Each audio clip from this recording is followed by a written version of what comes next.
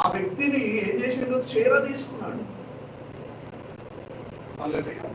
ఈరోజు ఎవరైతే రిజెక్షన్ లో ఉన్నారో దేవుని ప్రేమ మీలో ఉంది కాబట్టి మీరు మీ కుటుంబాన్ని ప్రేమించే రీతిగా దేవుని ప్రేమ మీలో ఉంటుంది కానీ అలాగే ప్రేమ లేనివాడు ఏమంటున్నాడు? నా వాడు కాదు. అంటే ఎవరి డైరెక్షన్ లో పనిచేస్తున్నాం అడిగండి పక్కన వాళ్ళకి. చెప్పండి దేవుని ప్రేమ నీలో ఉంటుంది.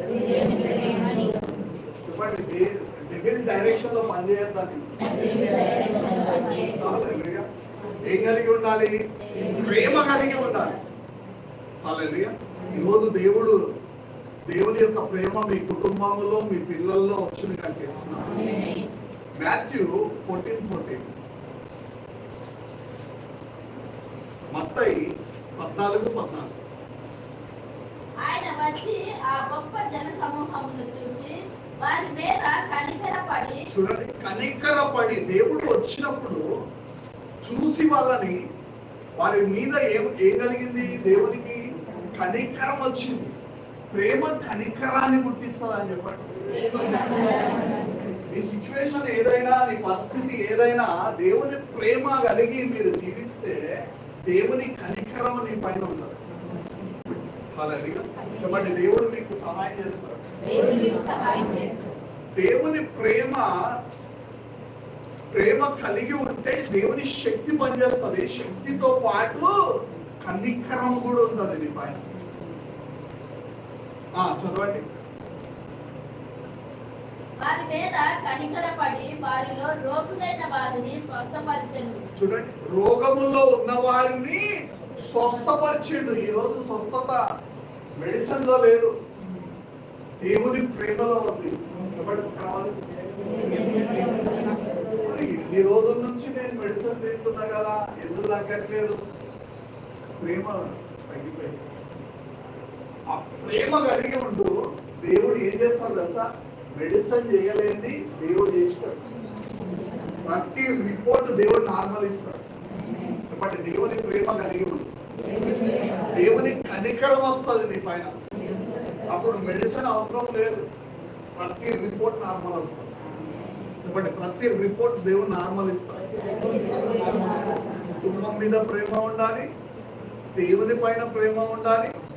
ఆ ప్రేమలో నువ్వు నిలిచి ఉంటే దేవుడు ఆ జన సమూహాన్ని చూసి వారి మీద కనికరము చూపెట్టి వారిని ఏం చేసాడు? దేవుడు స్వస్థపరిచాడు. హల్లెలూయా. ఎంతమందికి అర్థమైంది మీ బలహీనతకు రీజన్ ఏంటో? చూడండి, మాథ్యూ 20:28 నుంచి. మాథ్యూ 20:28. అలాగే మనుష్య కుమారుడు పరిచారము చేయించుకొనుటకు రాలేదు, కానీ పరిచారము చేయుటకును అనేకులకు ప్రతిగా విమోచన క్రయధనముగా తన ప్రాణమునిచ్చుటకును వచ్చెనని చెప్పెను. వారు యెరికో నుండి వెళ్తుండగా బహుజన సమూహము ఆయన వెంట వెళ్ళెను.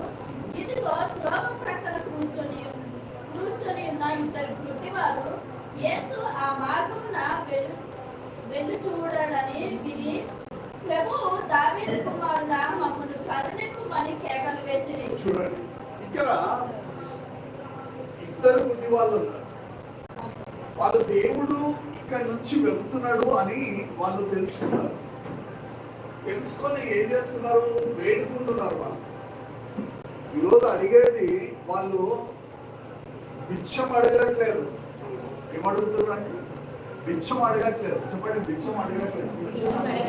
డబ్బుల పైన వాళ్ళ కాన్సెప్ట్ లేదు. ఆ గుడ్డి వాళ్ళకు డబ్బుల పైన కాన్సెప్ట్ లేదు. వారి సిచ్యువేషన్ ని దేవుడు మార్చగలుగుతాడని నమ్మిండు. అలాగే చెప్పండి, పక్కన వారికి గొప్పది అడిగి పొందుకో, నీ లైఫే చేంజ్ అయిపోయేది.